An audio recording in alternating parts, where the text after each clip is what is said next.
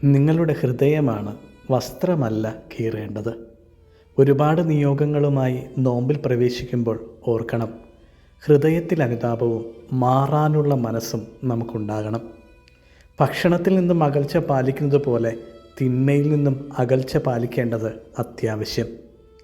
പ്രിയപ്പെട്ടവരോട് ക്ഷമിക്കാതെയും ഉള്ളിൽ പക സൂക്ഷിച്ചും അസൂയയിൽ ഉള്ളം നിറഞ്ഞും നോമ്പ് നോക്കുമ്പോൾ അത് വാക്കുകളിൽ മാത്രം ഒതുങ്ങിപ്പോകും.